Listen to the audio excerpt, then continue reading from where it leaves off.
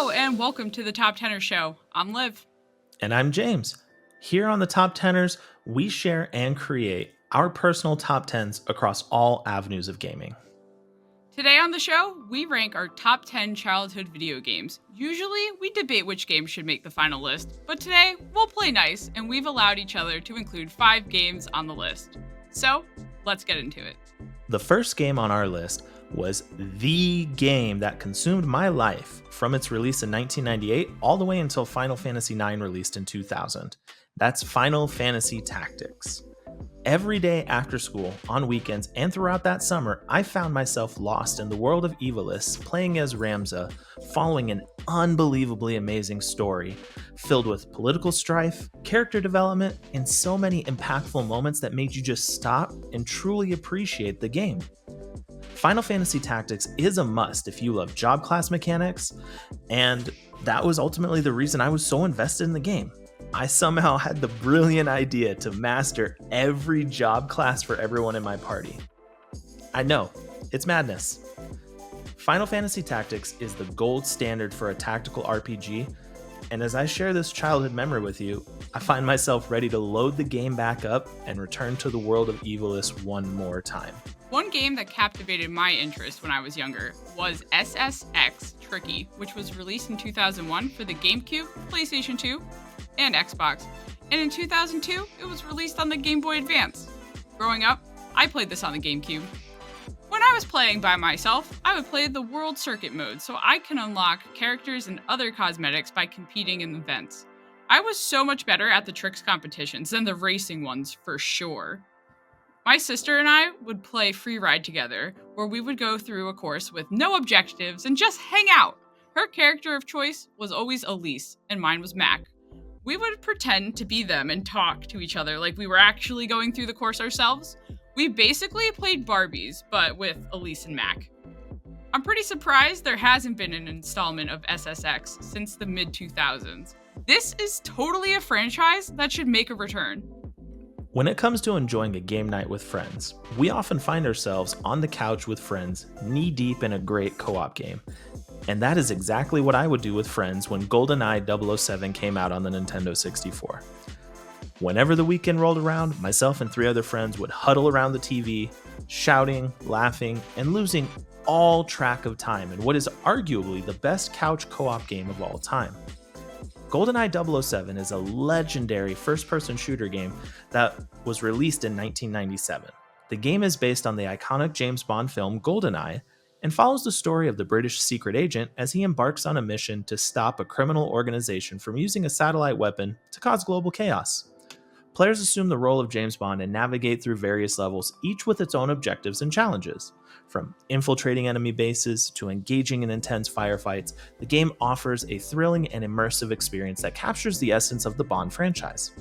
While the single-player campaign was fun, where the game truly shined was its innovative multiplayer mode. GoldenEye 007 revolutionized multiplayer gaming, allowing friends like me and mine to compete against each other in split-screen battles, further cementing its status as a classic and beloved game and one of the biggest parts of my childhood when it comes to gaming. Another one of my favorite games growing up was NBA Street Volume 3, which was released in 2005 for the GameCube, PlayStation 2, and Xbox. The game was ported to the PSP, but it was called NBA Street Showdown instead. I played this game on the GameCube. This is the game that made me a Los Angeles Lakers fan, but I'll circle back to that in a second. This is the most ridiculous 3-on-3 basketball game, and I mean that in the best way possible. Players are able to perform different trick moves to get past their opponents and gain points in order to earn a game breaker, which is a shot or a dunk that's worth extra points and then takes points away from the opposing team. If that's not silly enough for you, then maybe you should try the GameCube version that also includes Mario, Luigi, and Princess Peach. As a kid, I wanted to beat the Mario characters, so I chose the Los Angeles Lakers players and won the game. They've earned my allegiance ever since that day. If you need a break from the 3-on-3 game, then check out the dunk contests. Pull off the coolest and most outlandish dunk you could think of to try and win the competition. I really miss NBA Street Volume 3, and it's a game I really hope makes a comeback in the future. The next entry on this wonderful blast from the past was the game that got me in the most trouble as a kid.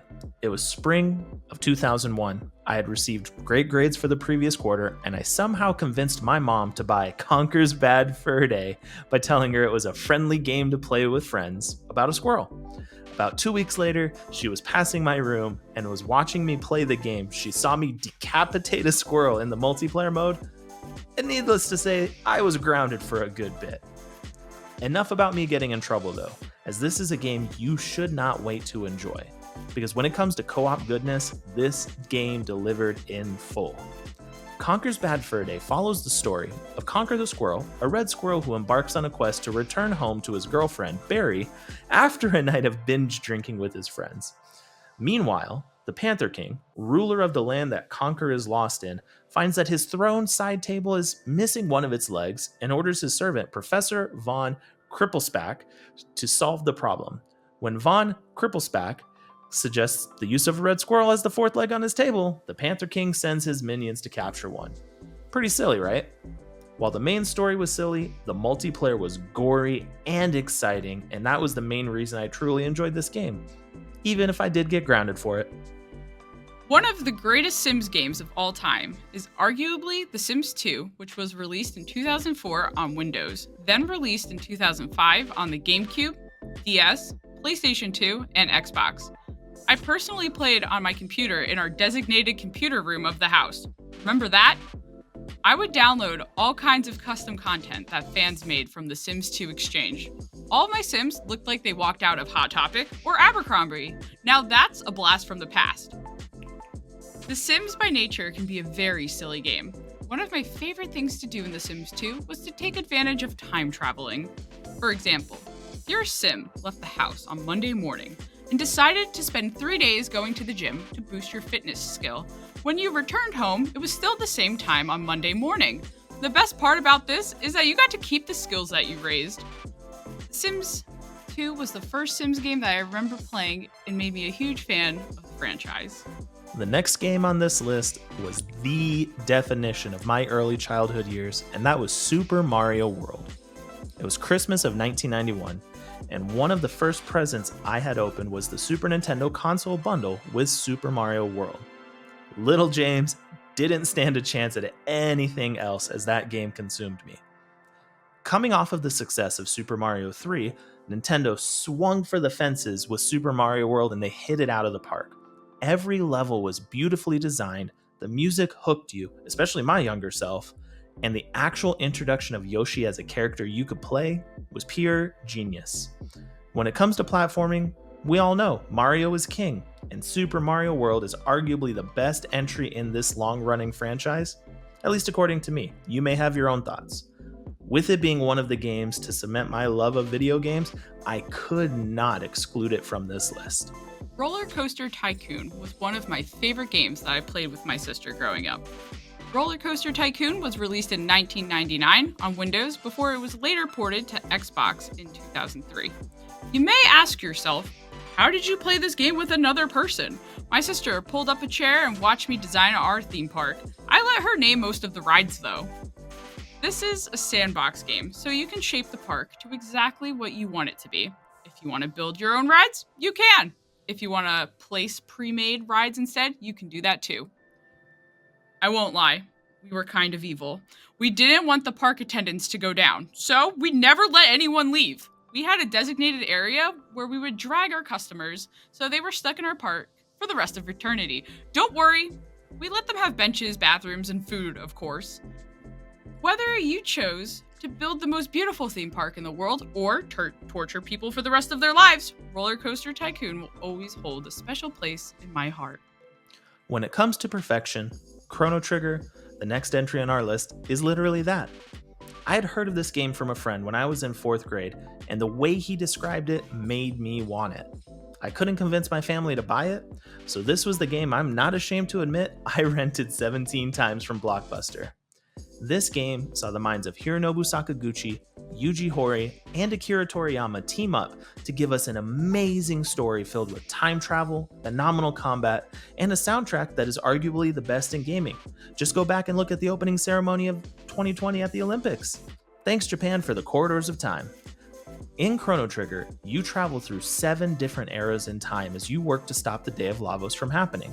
You recruit many characters along the way, from the genius inventor Luca, the enigmatic dark mage Magus, and even a robot from 2300 AD named Robo. With its active time battle system, double and triple techs, to its innovative New Game Plus with more than a dozen different endings, Chrono Trigger was the game that made me into the JRPG gamer I am today.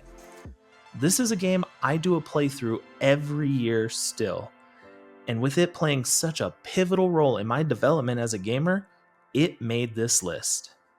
My personal number 1 video game from my childhood is Urb's Sims in the City. This game was released in 2004 on the Game Boy Advance, GameCube, PlayStation 2, Xbox, and the Nintendo DS, but the DS version was nothing like the console version.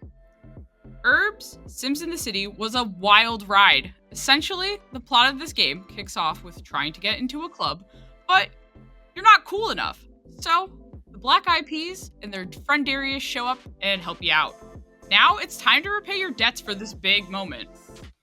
Darius is missing parts for the secret machine, and you need to get them by visiting various districts and defeating the bosses.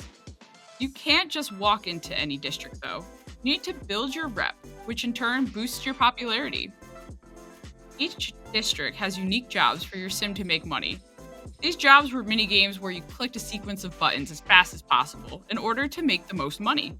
I really enjoyed the sushi and modeling minigames the most.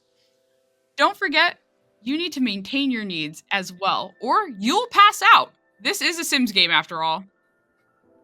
Urb's Sims in the City was truly a unique game, and the Sims franchise hasn't gone back to this style of game since. Why not, though? I really miss it. That's it for this list, so it's time to tally it up.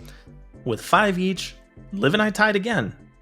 Now let's be real, when it comes to childhood memories, this isn't something that we could do our weekly competition on, so we each shared equally. Don't get used to it though, Liv. Next week, you're going down.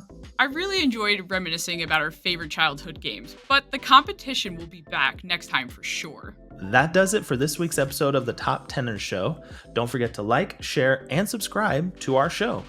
Tune in next time for our top 10 video games released in one of the best years ever, 2016.